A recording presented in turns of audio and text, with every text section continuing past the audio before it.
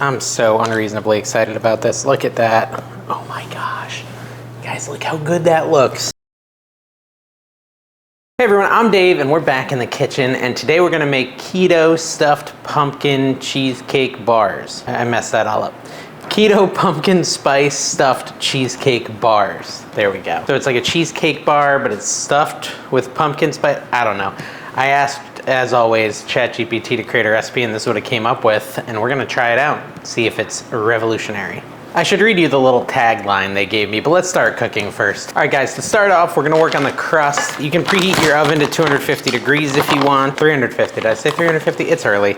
To do the crust, you want 2 cups of almond flour. 2 cups of almond flour. Then you wanna grab a 1/4 cup of erythritol or allulose. Maybe we should use more allulose. I don't think it's as sweet as erythritol. No, it says a 1/4 cup even with allulose. Take a 1/4 cup of that and add it into the flour. And then a 1/2 teaspoon of cinnamon. Now something fun about this recipe is I don't even really know what it is. What is a stuffed cheesecake bar? I don't even know. That's kind of fun. I don't always do it this way, but today we're cooking something I don't even know what it is. I know what cheesecake is. I don't know if I said that audibly or if I just thought it, but 1/2 teaspoon of cinnamon goes in next. Then we're gonna add some melted butter, 1/2 cup, which is a whole stick. Can you melt butter too much? I put it in there for a minute and it was like bubbling. I feel like, oh no, there's still some unmelted parts, so it's not like super melted. Full stick of butter. I'm gonna add that in and mix it up, and it should create a very fancy crustification process. It's very exciting. I had quite a wake-up call last night, by the way, guys. At like 1:15, I wake up and I smell fire. I'm like, I think my house is on fire. And I had like, you know, a little minor panic attack because I was deep in sleep and this smell actually woke me up. And I came downstairs very concerned because, you know, our master's upstairs, the kids sleep downstairs. Who knows what mayhem they're causing while I'm asleep. You know, 2 teenagers and a 10-year-old. And they do stay up later than me most nights. And so I get downstairs and it just stinks. The little like vent on the microwave is going, like something was smoking. No fire though. And I went into my son's room and he's like, I'm like, what is happening? I'm like half dead. And he's like, I was cooking a waffle in the microwave and I accidentally left it in for 3.5 minutes. And I go look and I find this. In the garbage can. Look at the waffle outline in there. It like literally was a waffle fire. What I learned is that the smell of smoke can keep you up almost all night, because pretty much all night the whole house smelled so bad. Callie had brought the dog and cat into the room with her because they didn't like it, and we had to open all the windows. It was stinky.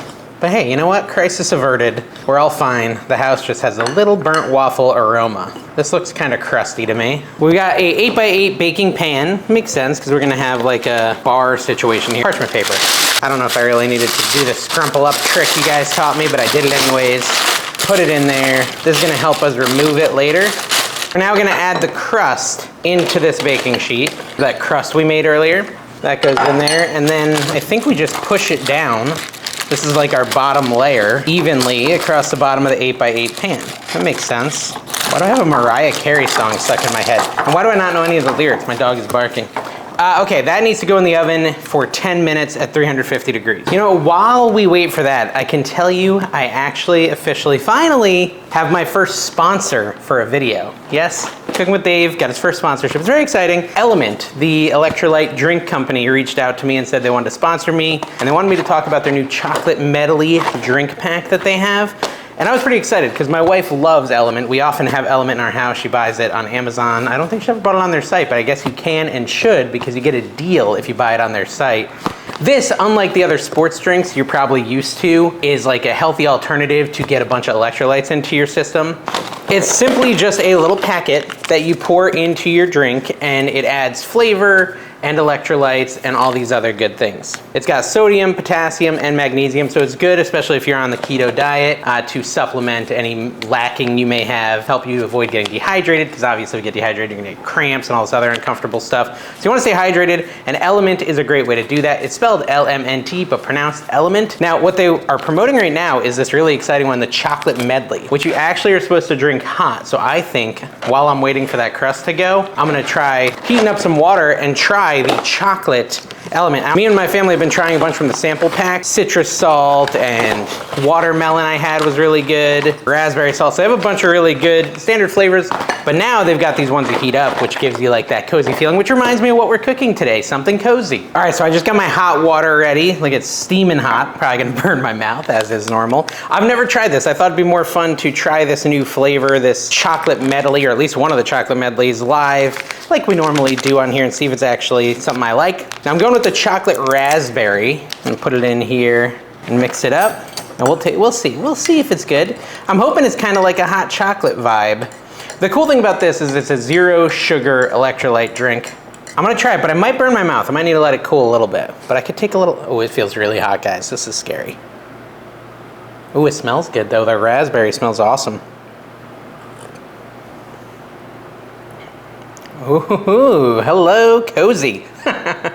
It is really good. I'm smiling because it's like legitimately really good. It makes me excited that I agreed to do this with them, because that's actually delicious and it gives you electrolytes, and it's like so dang Christmassy and Thanksgiving-y that I just can't get over it. That's delicious. Awesome. It's really good, guys. Really the important thing to know is that it hydrates, it tastes delicious, and it's keto friendly. So what else do you need? If you want to get it and you use my link, that will help me out. It will get you the free sample pack. If you buy like this pack, you'll get this sample pack for free and get to try the other flavors, see what you like. As far as these ones, like these are like the summer vibes, and then these are like the winter vibes. This is a limited edition pack though. It's only available in the cold months, so you got to get it now.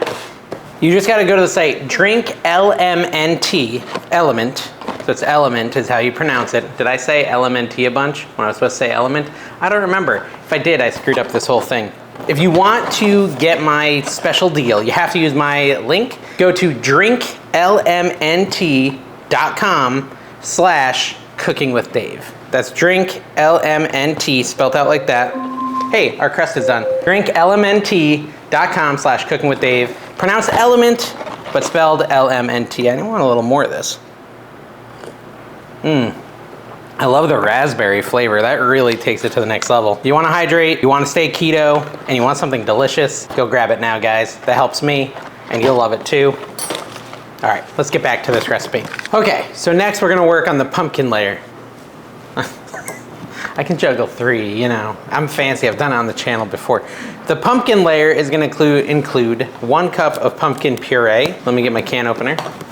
You know, they created all this technology around opening cans, right? Like automatic can openers. But I can't help but just think, like, that's the one technology I don't know if we ever really need it. It's not that hard to use the hand can opener. I mean, I guess if you have arthritis, it could be a pain, but that's true. But like, these are so efficient. I mean, when I was growing up, my mom had one like mounted under the cabinets that she would just like put the cans up to and press the button and it would open the can. But it seems like, you know, a lot of space and stuff for something that's just gonna open cans from time to time. I don't know. Weird diatribe. Did I just get pumpkin on my face? So anyways, you got 1 cup of that, which was not a whole can. It was like half a can. You also want to add 2 eggs with no shells. The shells do not add flavor. I tried it, guys.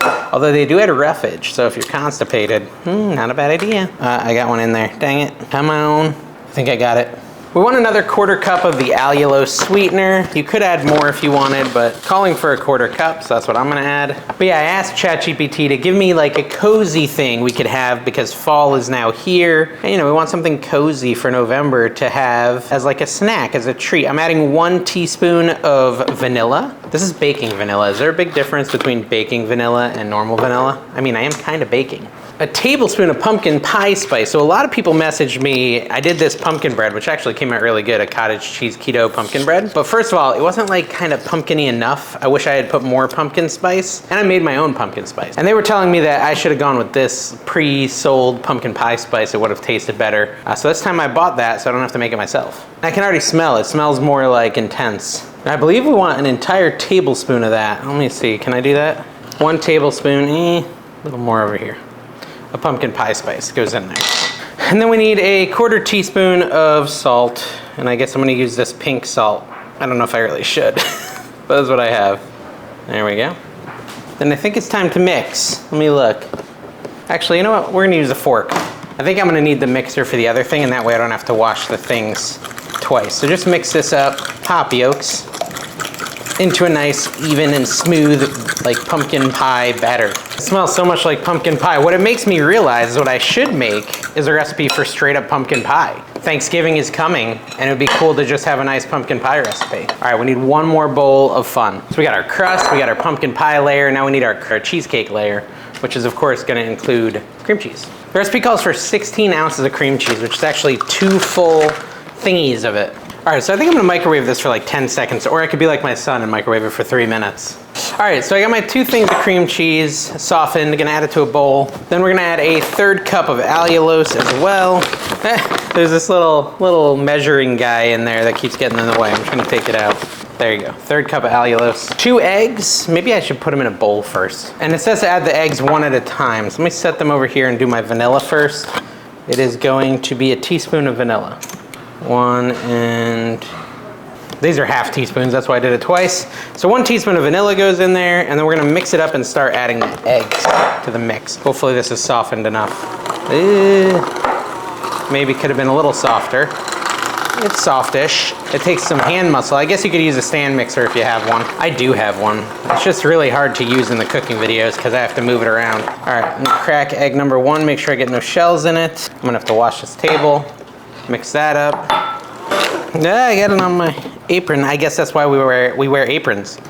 For the longest time I didn't wear aprons, but you guys told me I needed to, and I do prefer it. You know, your guys' collective kitchen knowledge far surpasses my own kitchen knowledge.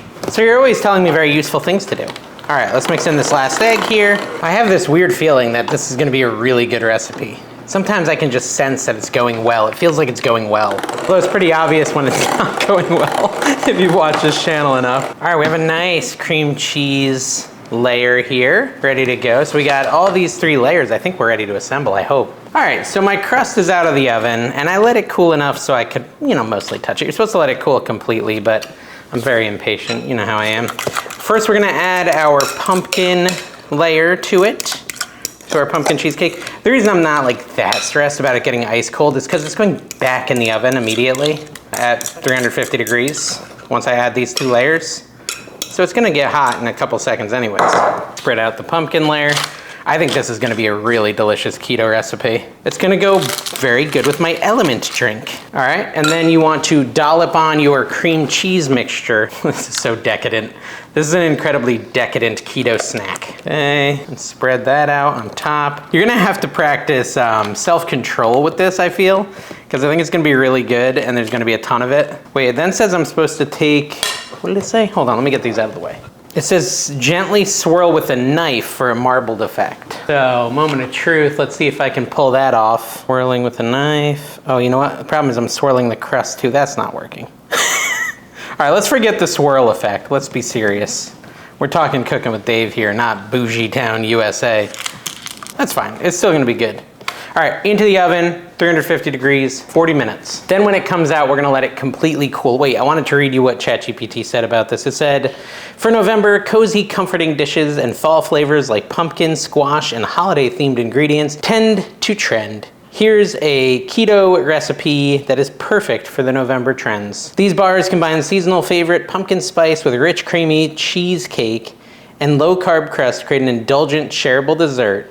The stuffed aspect adds a visual twist, but there's not really a visual twist. I guess the fact that it's got the pumpkin in the middle layer, so it's like a cheesecake with pumpkin stuffed in the middle. I get it. All right, so it says if you cut it into 12 bars when it's done, it's gonna be 280 calories a bar, so kind of high calorie. Go easy, maybe just have 1 bar. 6 carbs, 2 fiber, 4 net carbs. So honestly, for like a big old piece of cheesecake, 4 net carbs is really not too bad if you're looking for a dessert. But anyways, I got like an hour to wait because I gotta cook it for 40, wait for 30, 20 to 30, and we'll be back to try it before you know it. All right guys, our keto pumpkin cheesecake bars. What are they? Pumpkin stuffed cheesecake bars. They're ready for us to try. I'm wondering if I can't take it out of this pan and put it like on a cookie sheet or if it'll fall apart.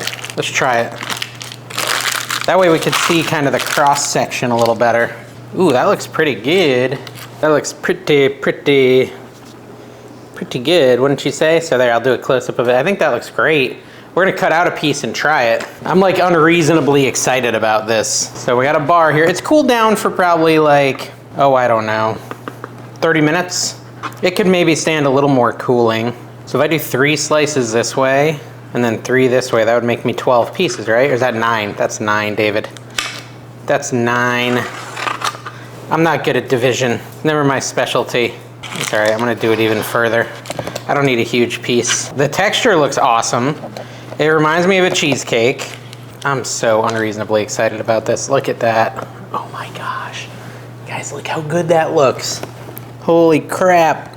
Look at the pumpkin in the back. Here, let me show you. Look at the pumpkin in the back and the cheesecake in the front. It's like a mullet. It's a mullet. It's a cheesecake mullet, guys. Business in the front, party in the back. Party being the pumpkin. I'm gonna try this. Ooh, I'm excited.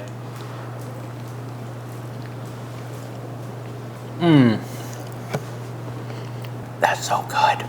It's a little hot. I will say, I don't normally eat my cheesecake hot. I normally eat it out of the fridge. But even hot, it's delicious. I think it's just gonna get better as it gets cold, but it's stinking delicious. I love this. This is a fantastic recipe. You could use this at Thanksgiving dinner. You could just make this, even if you're not on keto, you could make this. It's that good, it's that legit. Pumpkin stuffed keto cheesecake, absolutely delicious. Try it out, guys, you're not gonna regret it. I think it's gonna be even better if I throw it in the fridge and have it cold, because that's just more of a cheesecake vibe. Thank you guys for watching. Subscribe if you haven't, and we'll see you next time.